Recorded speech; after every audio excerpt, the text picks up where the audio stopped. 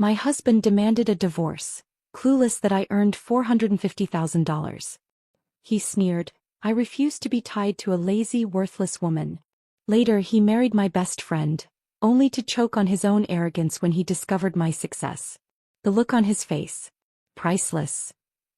Thomas handed me the divorce papers with the smug expression of someone who thought he was about to leave a penniless woman with nothing. He'd calculated everything based on what he believed about my income, my worth, my ability to survive without him. Meanwhile, my phone buzzed with another email from my literary agent about international publishing rights. The irony was delicious. While he'd been planning his exit strategy, I'd been building an empire he didn't even know existed.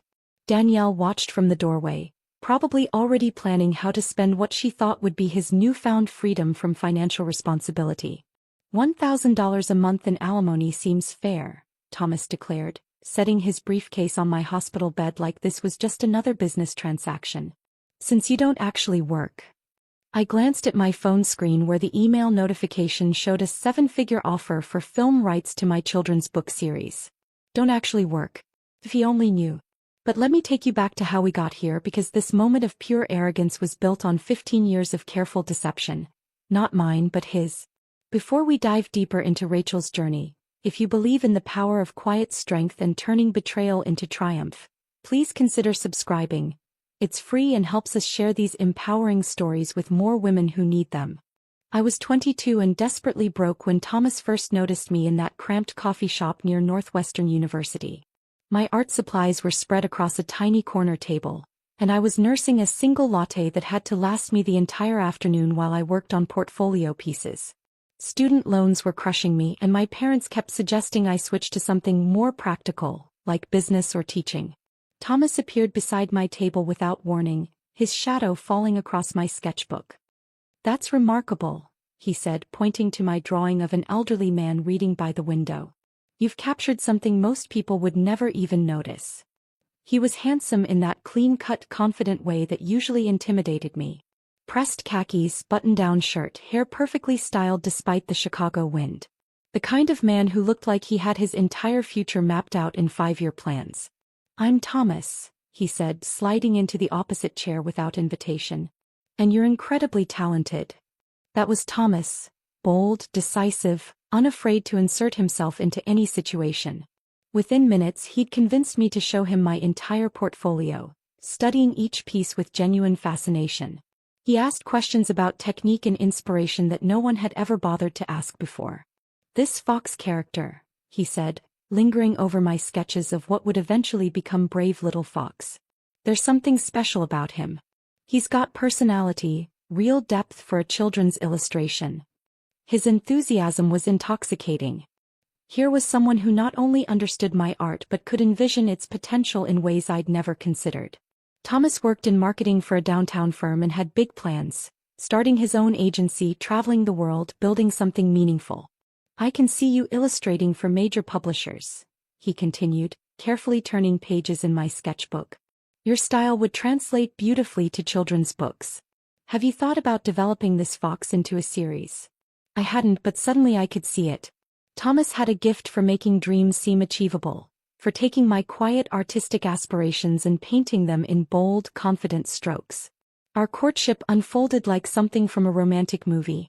Thomas would pick me up in his Honda Civic and drive us to hidden hiking trails or small galleries he'd discovered online. He genuinely seemed fascinated by my creative process, often sitting quietly while I sketched landscapes or painted watercolors of our adventures. You see the world differently, he told me one evening as we sat on the shores of Lake Michigan, watching the sunset paint the sky in shades I was already planning to recreate on canvas. You notice beauty in places where other people just see ordinary life. Those words meant everything to someone who'd spent her childhood being called impractical by well-meaning relatives. Thomas made me feel like my artistic vision had value, like my perspective mattered in ways I'd never imagined. He proposed 6 months later with a simple silver band he'd bought with his tax refund. The proposal happened in that same coffee shop where we'd met, at the exact table where he'd first seen my work. I know I can't afford the ring you deserve right now, he said, dropping to one knee while other customers pretended not to stare. But I promise you, Rachel, I'm going to build a life where you never have to worry about money again. where you can focus entirely on your art without stress about bills or rent or any of that practical stuff that kills creativity. I said yes before he finished speaking. Our wedding was small but perfect, just immediate family and close friends in his parents' backyard. His mother, Margaret, had transformed the space with string lights and mason jars filled with wildflowers from her garden. My parents, practical people who'd never understood my artistic pursuits, seemed charmed by Thomas's obvious devotion and clear plans for our future. "He really loves you," my mother whispered during our first dance to music playing from Thomas's ancient boombox. "I can see it in how he talks about your dreams like they're his own." He was right. In those early years, Thomas looked at me like I was something precious and rare. He'd surprise me with art supplies he couldn't really afford, or take me to gallery openings where he'd introduce me to strangers as my wife, the artist, with unmistakable pride in his voice. We rented a tiny apartment above a bakery downtown, and Thomas immediately converted the second bedroom into a studio for me. He painted the walls bright white, installed extra lighting fixtures, and even built custom shelves for my supplies using YouTube tutorials and borrowed tools. "Every artist needs proper workspace," he declared, standing back to admire his handiwork. "This is where you're going to create masterpieces." Every morning, I'd wake to the smell of fresh bread from below and find Thomas making coffee in our miniature kitchen, already dressed for work but never too rushed to ask about my plans for the day. "What's brave little fox up to today?" he'd ask, referring to the character I'd been developing based on his early encouragement. "He's learning to be brave enough to cross the big river," I might answer, or "he's helping a lost bunny find her way home through the dark forest." Thomas would listen intently, offering suggestions or asking questions that helped me work through plot problems. He became my first audience, my sounding board, my most enthusiastic supporter. Those early years felt magical in their simplicity. Saturday mornings meant farmers' markets, where I'd sketch vendors while Thomas charmed everyone from the honey seller to the elderly woman who made soap from goat milk. Evenings were for cooking together in our cramped kitchen, sharing cheap wine and planning imaginary vacations to places we couldn't yet afford. "Someday we'll go to Tuscany," Thomas would say, studying travel brochures spread across our kitchen table. "You can paint those rolling hills and cypress trees in person." "Someday," I'd agree, adding details to my sketch of him reading those same brochures by candlelight. What I didn't tell him was that "someday" was arriving faster than either of us expected. 3 months after our wedding, I sold my first professional illustration to a parenting magazine for $75. 6 months later, a small publisher expressed serious interest in developing Brave Little Fox into a picture book series. The money started modestly, $50 here, $100 there, but it was steady and growing. More importantly, it was mine. For the first time in my adult life, I wasn't completely dependent on someone else's income. The feeling was both thrilling and somehow dangerous. I opened a separate business account, telling Thomas it was for tax purposes and to keep my freelance earnings organized. Really, I wasn't entirely sure why I felt compelled to keep my growing success quiet.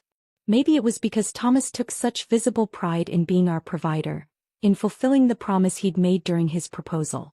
Or maybe some instinct was already warning me that financial independence was something worth protecting. Whatever the reason, I downplayed my earnings and let Thomas believe his marketing salary was our primary source of security. When royalty checks arrived, I'd deposit them quietly and continue living as if we were still the struggling newlyweds sharing ramen dinners and dreaming of better days. "You don't need to stress about money anymore," Thomas would tell me whenever I expressed concern about a large purchase or unexpected expense. "That's my responsibility now. Your job is to create beautiful things and let me handle the practical stuff." And I did create beautiful things. My Brave Little Fox series found its publisher, then its audience, then its merchandising deals. Corporate clients started requesting my illustrations for advertising campaigns.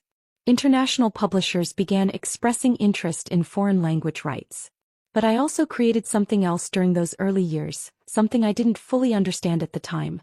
I created a foundation of secret financial strength that would prove invaluable when everything I thought I knew about love, loyalty, and marriage came crashing down around me. The woman Thomas was now trying to destroy financially had actually been supporting both of our lifestyles for years, building an empire while he took credit for our comfortable life. The irony would have been funny if it weren't about to become the perfect weapon in my own hands. The shift happened on a Thursday night in October, during one of our usual dinner parties at Anthony and Danielle's house. We'd been doing these monthly gatherings for 3 years, taking turns hosting, trying new recipes, playing board games until midnight. It was our tradition, our way of staying connected as couples navigating our late 20s. Danielle had been unusually quiet during dinner, picking at her salmon and declining the wine she normally loved. Anthony kept shooting her encouraging glances across the table, and I noticed his hand resting protectively on her shoulder whenever he passed behind her chair. "We have something to share," Danielle announced as Anthony began clearing the dinner plates. She stood slowly, placing both hands on her still flat stomach with a gesture so deliberate it could only mean one thing. The smile that spread across her face was radiant, transforming her entire appearance. "We're having a baby." The words hung in the air for exactly 3 seconds before Thomas exploded from his chair. "Not Anthony, Thomas." My husband reached Danielle first, wrapping her in an embrace that lifted her feet off the ground and lasted far longer than any congratulatory hug should. "This is incredible," Thomas exclaimed, his voice cracking with emotion I'd never heard before. "When? How far along? Have you seen a doctor yet?" Anthony stood frozen beside the kitchen counter, dinner plates still in his hands, watching his wife being celebrated by another man. His smile looked forced, almost painful, and he kept glancing at me with an expression I couldn't decipher. The rest of the evening became the Thomas and Danielle show. He peppered them with questions about due dates, nursery themes, and potential baby names. He knew more about pregnancy symptoms than I did, rattling off information about morning sickness remedies and prenatal vitamin recommendations like he'd been studying for months. "Have you thought about a birthing plan?" Thomas asked, leaning forward with intense focus. "Natural birth versus epidural? Hospital versus birthing center?" "Thomas," I interrupted gently, "maybe let them process this themselves first." He shot me a look of pure irritation.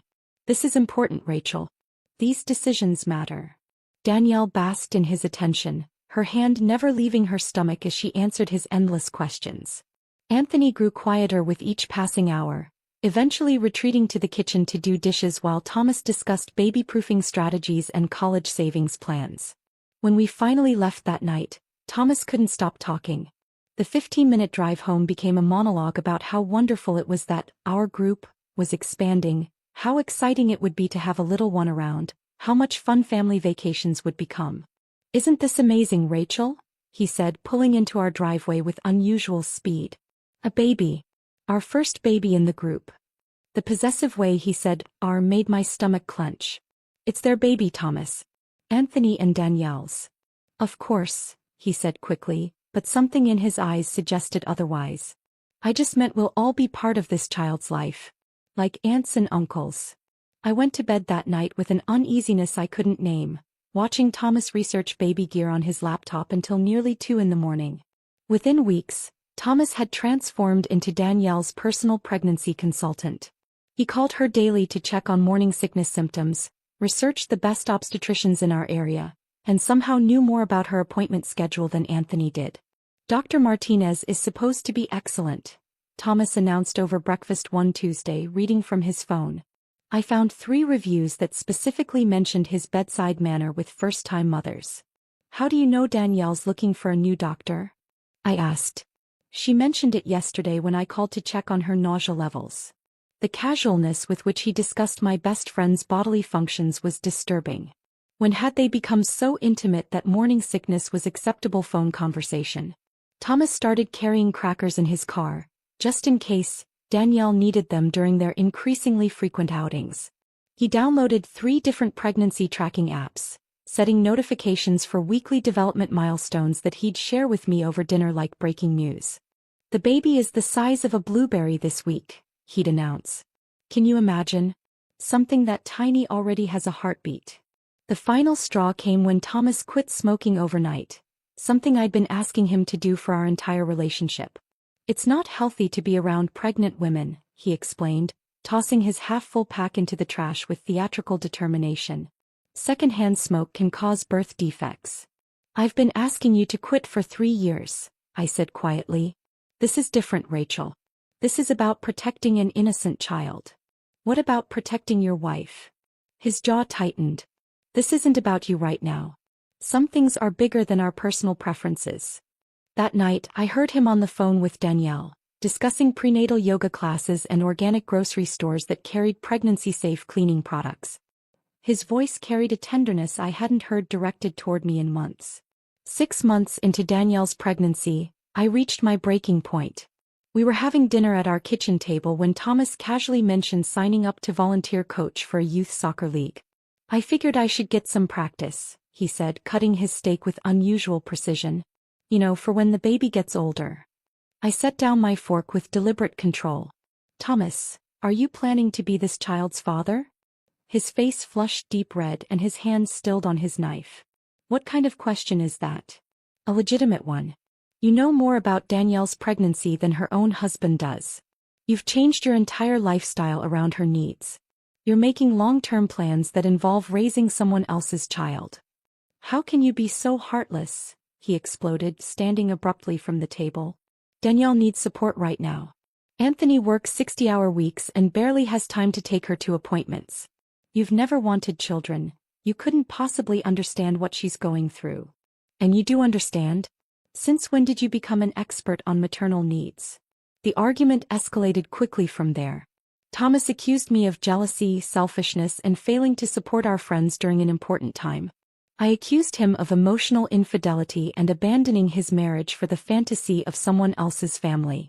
Maybe if you showed half the interest in other people's lives that you show in your art career, he snapped, you'd understand what real friendship looks like.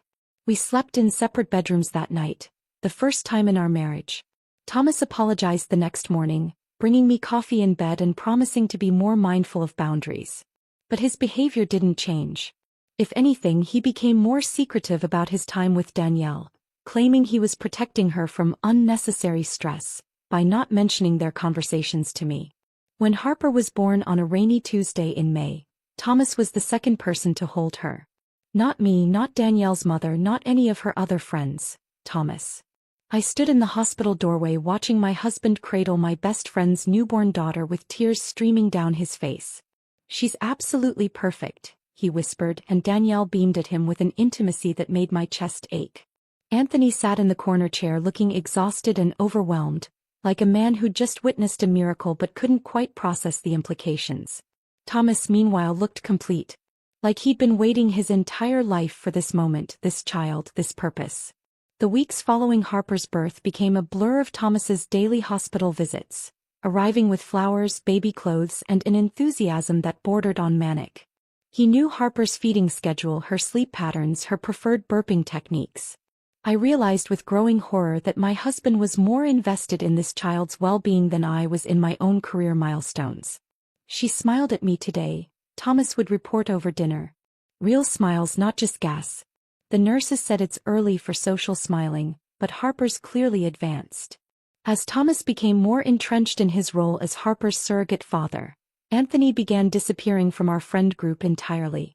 He'd make excuses to skip dinners, arrive late to gatherings, and leave early with vague mentions of work deadlines. When I tried to connect with him, he'd change the subject or claim overwhelming stress was making him poor company. I found myself increasingly isolated, watching my marriage dissolve while my career ironically flourished. Publishers were calling with new opportunities, international rights deals were materializing, and my bank account grew steadily. But professional success felt meaningless when my personal life was crumbling around me. Late at night, while Thomas was at Danielle's house helping with bedtime routines and night feedings, I'd work on illustrations with a desperate intensity, pouring my loneliness and confusion into children's stories about brave little animals finding their way home through dark forests. The irony wasn't lost on me that while my marriage fell apart, I was creating my most successful work about courage, friendship, and finding strength in solitude. What I didn't anticipate was how completely Thomas would embrace his unofficial role as Harper's father as she grew older. By her second birthday, he was the one researching preschools and debating the merits of Montessori versus traditional education with Danielle over long phone calls that stretched well past dinner time. Harper needs structure but also creative freedom, Thomas would explain to me afterward, as if I'd asked for his educational philosophy. Danielle agrees that academic pressure this early could stunt her natural curiosity. When Harper turned 3, Thomas insisted on throwing her birthday party at our house because we had the bigger backyard. I watched from the kitchen window as he pushed her on the swing set he'd installed the weekend before. A swing set we'd never discussed, never budgeted for, that simply appeared one Saturday morning along with Thomas's announcement that Harper needs outdoor play equipment. The other parents at that party naturally assumed Thomas was Harper's father. He wore that assumption like a comfortable jacket, introducing himself as Harper's Thomas, and discussing her developmental milestones with the casual authority of someone who'd been present for every first word, first step, first scraped knee. Anthony sat alone on our back porch during that party, nursing a beer and watching his daughter call another man Daddy Thomas, while her actual father became increasingly invisible in her life.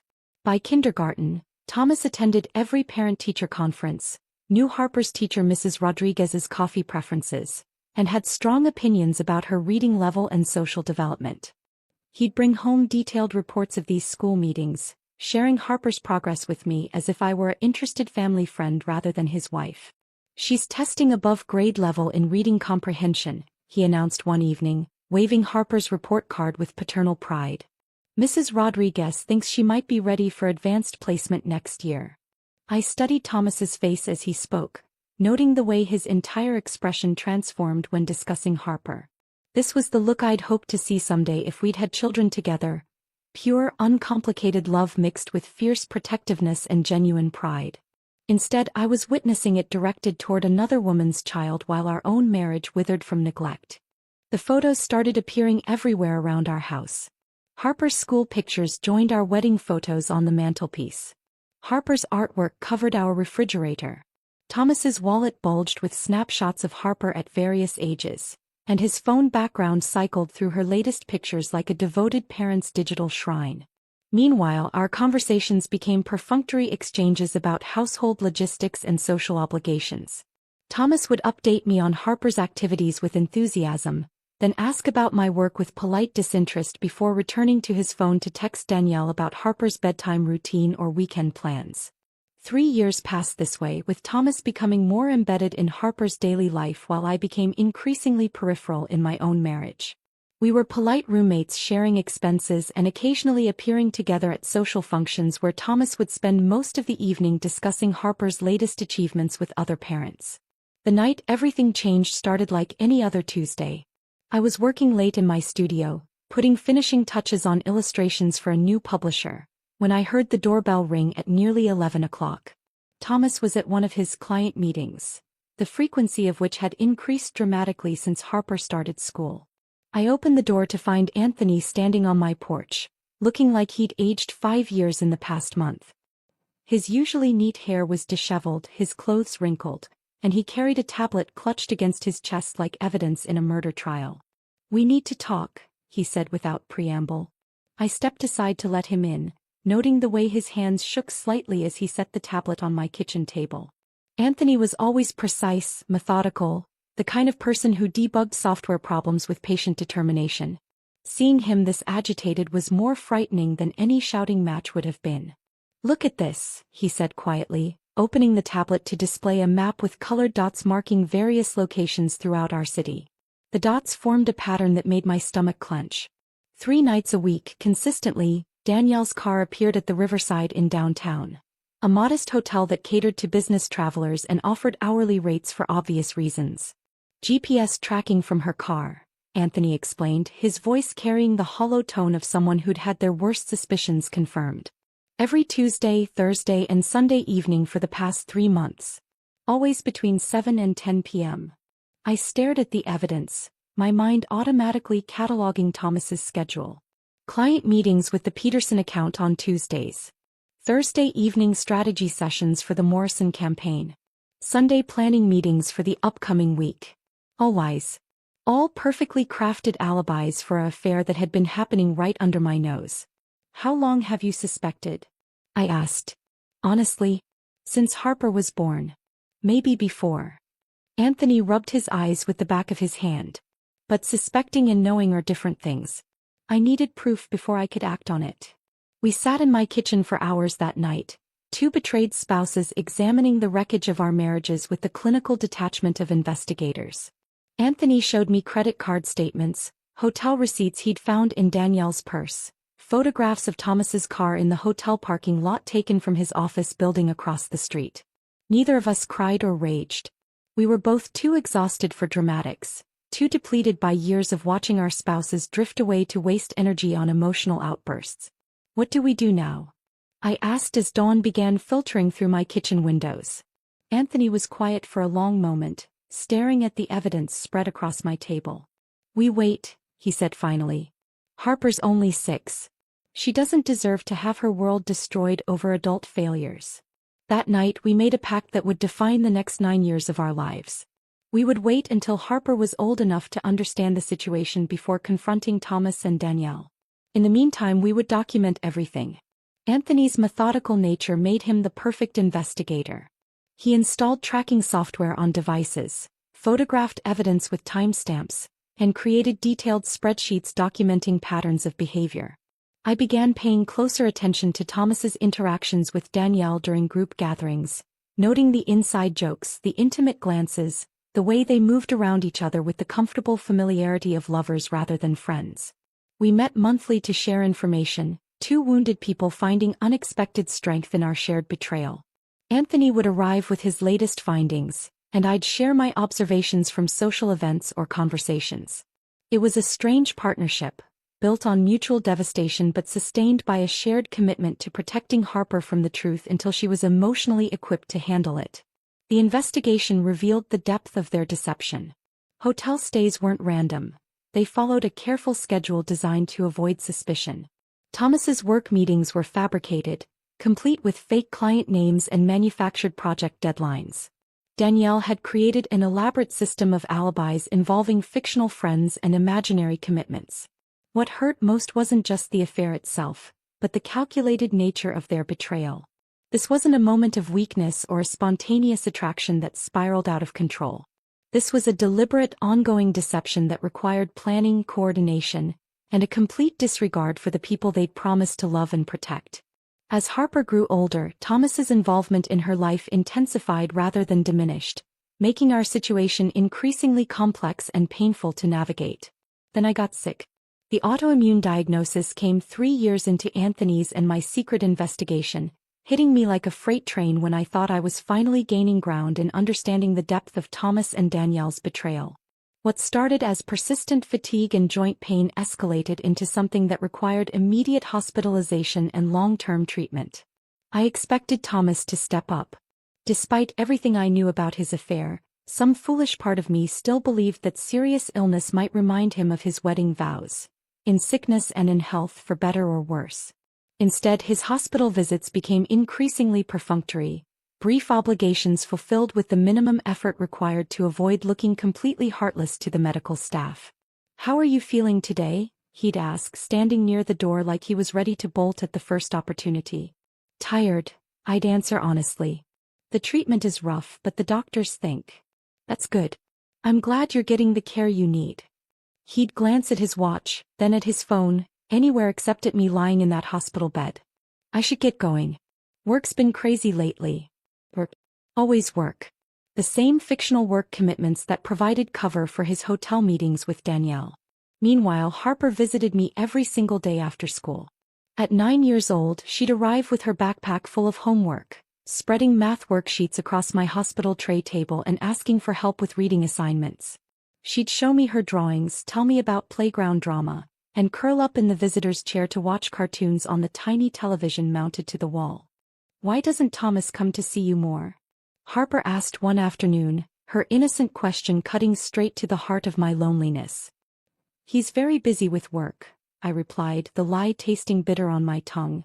"Daddy Anthony says work is never more important than family," Harper said matter-of-factly, then returned to coloring a get-well card she was making for me.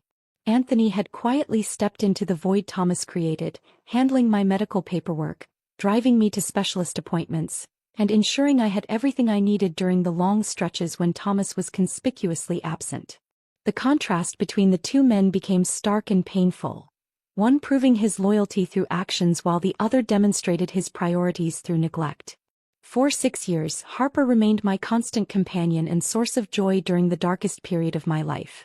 Even as my health improved and I was able to return home, she continued her daily visits, now helping with my art projects and listening to me read chapters from my latest children's books. But something shifted after Harper's 15th birthday. The daily visits stopped abruptly. At first, I assumed it was normal teenage behavior. Friends becoming more important, social activities taking priority, the natural distancing that happens as children grow into adolescence. When a week passed without seeing her, I called Thomas. "Where's Harper been? I haven't seen her since last Tuesday." Thomas's response was dismissive, almost irritated. "She's 15 now, Rachel. She's got her own life. Friends, activities, teenage stuff. She can't be expected to visit you every day like when she was little." But something in his tone suggested there was more to Harper's absence than normal adolescent development. When I mentioned it to Anthony during one of our monthly meetings, his expression darkened. "Thomas has been talking to Harper," Anthony said quietly. "Telling her things about you that aren't true." The revelation hit me like a physical blow. "What kind of things?"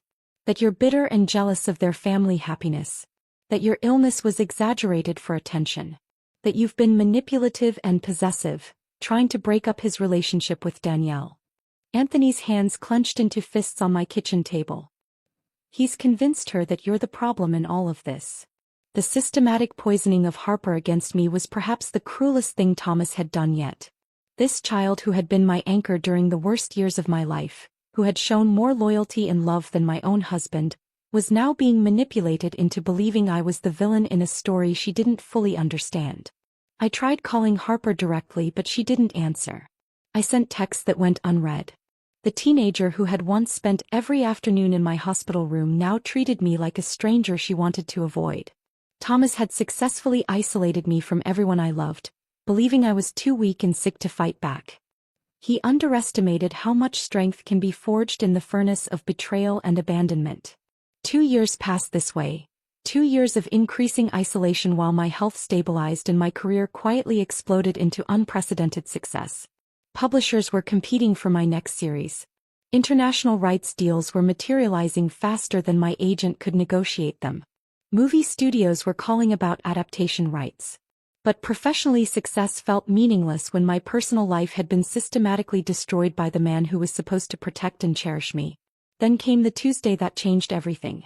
I was reviewing illustrations on my laptop, putting finishing touches on artwork for my latest book deal, when Thomas walked into my hospital room during one of my routine follow-up appointments.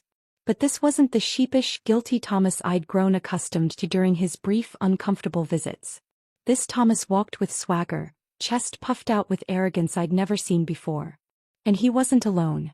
Danielle clung to his arm possessively, wearing the triumphant smile of someone who believed she'd finally won a prize she'd been coveting for years. Her engagement ring, a ring that should have been my upgrade someday, caught the harsh fluorescent lighting as she squeezed Thomas's bicep encouragingly. They had dressed for this moment. Thomas wore his best suit, the one I'd helped him pick out for job interviews years ago. Danielle had styled her hair perfectly and chosen an outfit that screamed confidence and victory. This wasn't a spontaneous visit. This was a performance they'd planned and rehearsed. Thomas approached my hospital bed with theatrical flair, pulling a business card from his jacket pocket like a magician revealing his final trick. He dropped it on my bedside table with deliberate precision, the small piece of cardstock landing with a sharp slap against the surface.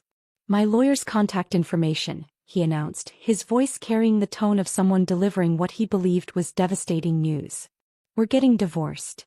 The audacity of the timing, serving divorce papers to your hospitalized wife, revealed a level of cruelty I hadn't known he possessed. But worse than the timing was the obvious satisfaction he took in what he believed was my complete powerlessness to resist. Danielle squeezed his arm again, prompting him to continue his prepared speech like a director encouraging an actor to deliver his lines with more conviction. "You don't work," Thomas continued, each word carefully chosen for maximum impact, "so you'll pay me alimony. $1,000 a month seems fair, don't you think?" The absurdity of demanding financial support from a woman lying in a hospital bed revealed just how completely he'd misunderstood my actual circumstances. But his next words were designed purely to wound. "I'm done being tied to a lazy, worthless woman," he sneered, his contempt so complete and dismissive that I finally understood our entire marriage had been built on lies. This was who Thomas really was when he thought I had no power to fight back. Cruel, calculating, completely convinced of his own superiority.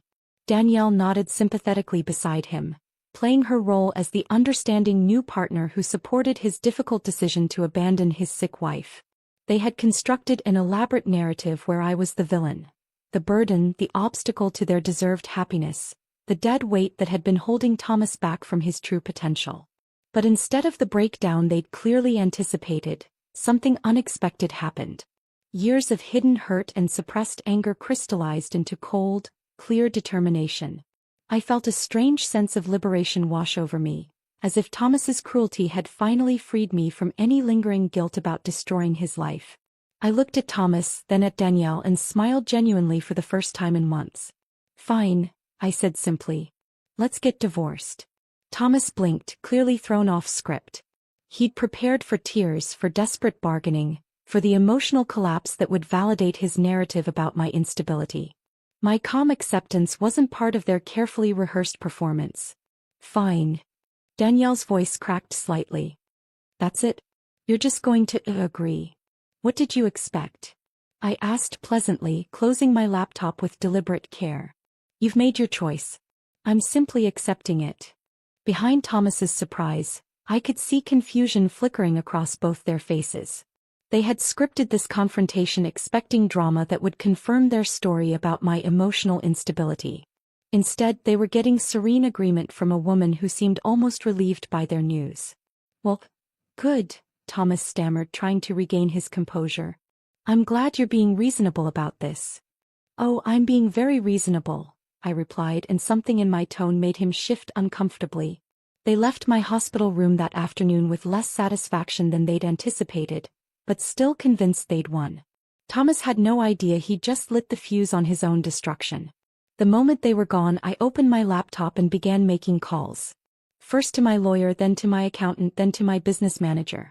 The woman who had spent years downplaying her success was done pretending to be weak. That evening, I made the call that would change everything. "Sarah, it's Rachel," I said when my lawyer answered.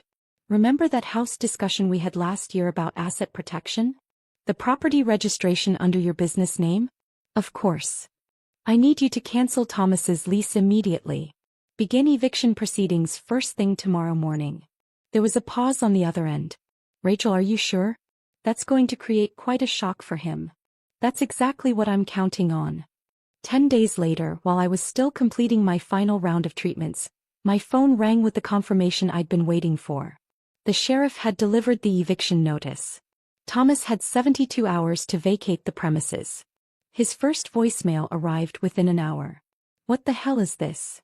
Thomas's voice was shrill with panic. "You can't just kick us out. This is illegal. I'm calling my lawyer." I deleted the message without listening to the rest. The second call came 20 minutes later. "Rachel, pick up the phone. Where are we supposed to go? Danielle's got Harper to think about. You can't just throw a child out on the street." Interesting how quickly Harper became a convenient shield when Thomas needed to play victim. The third call was different.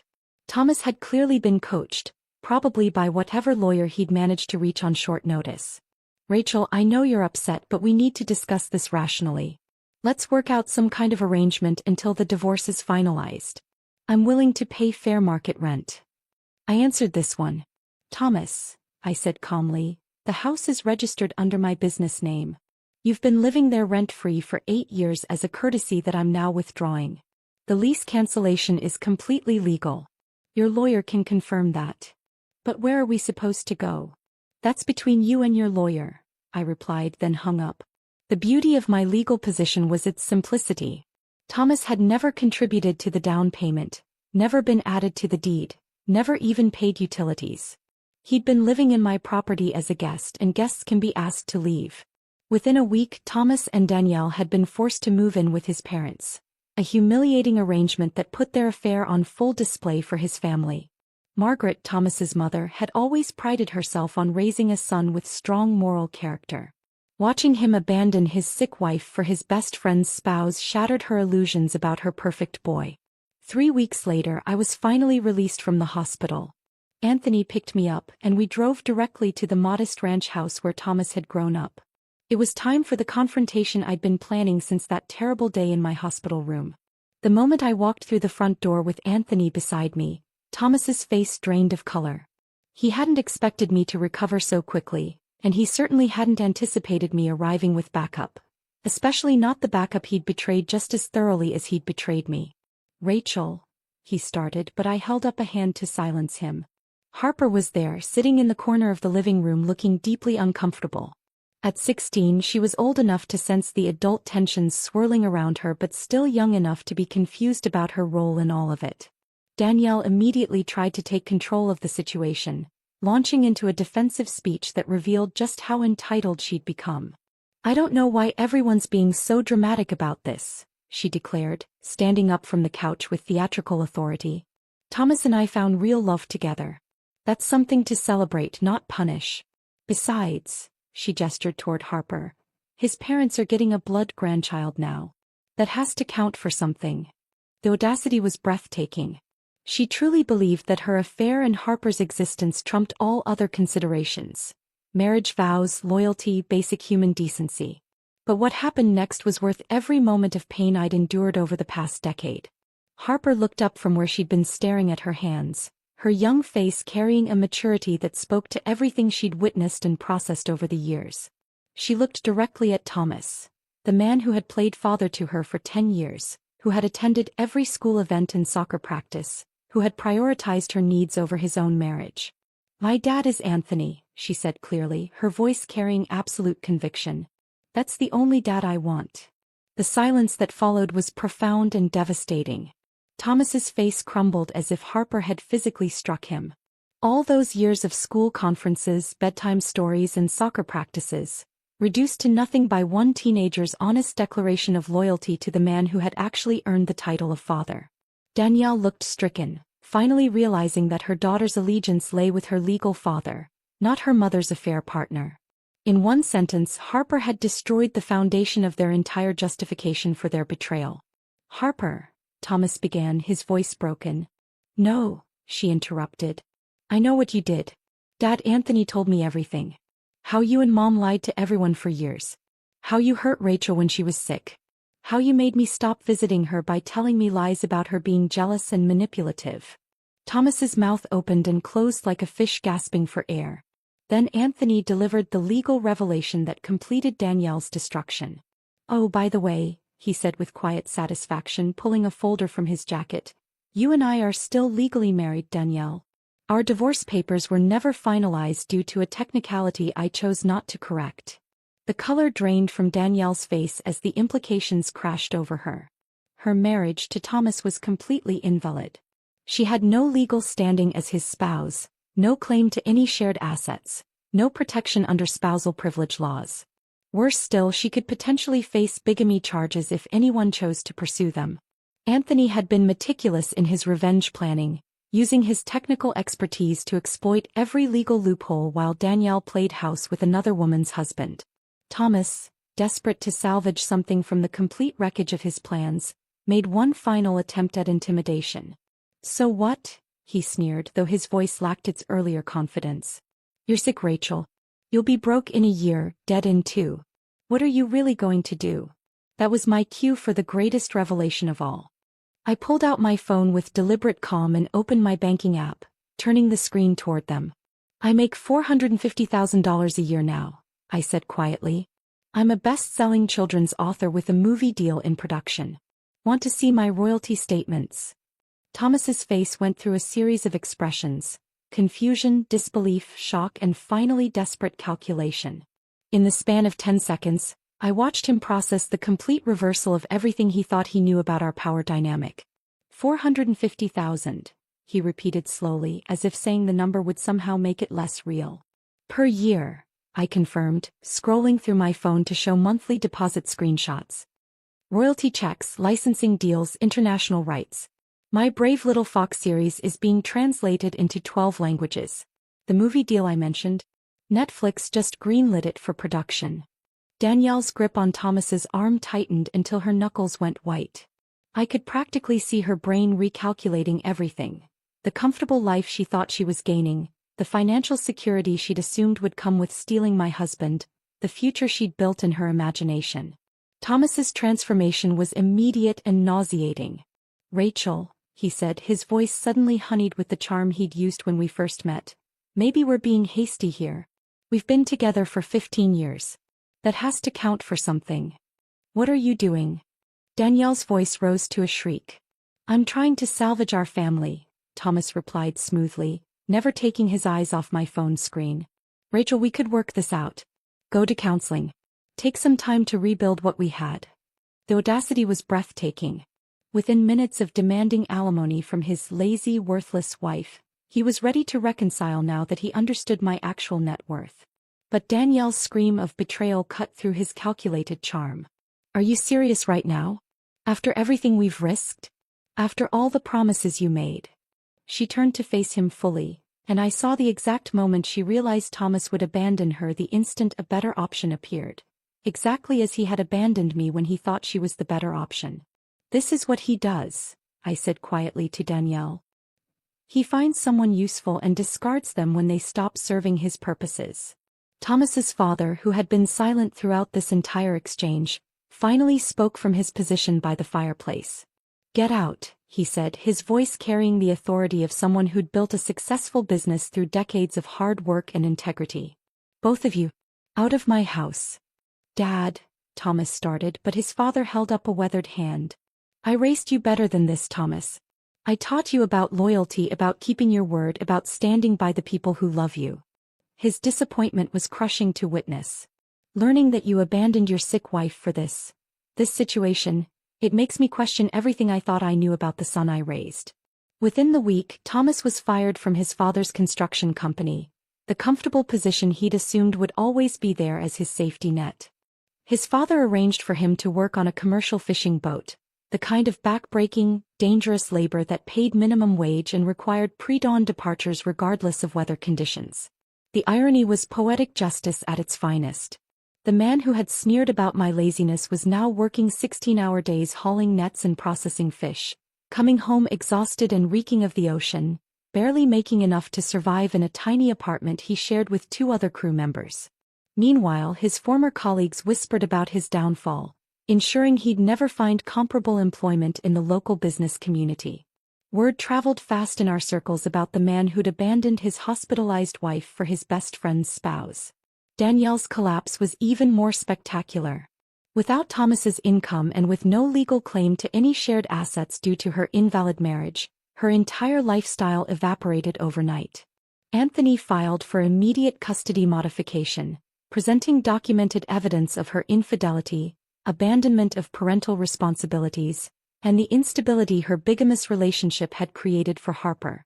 The family court judge was particularly harsh on Danielle's deception, noting that her invalid second marriage demonstrated a pattern of dishonesty that made her unsuitable as Harper's primary guardian. Ms. Morrison, the judge said during the custody hearing, your choices have created an environment of instability and moral confusion that is detrimental to your daughter's well-being.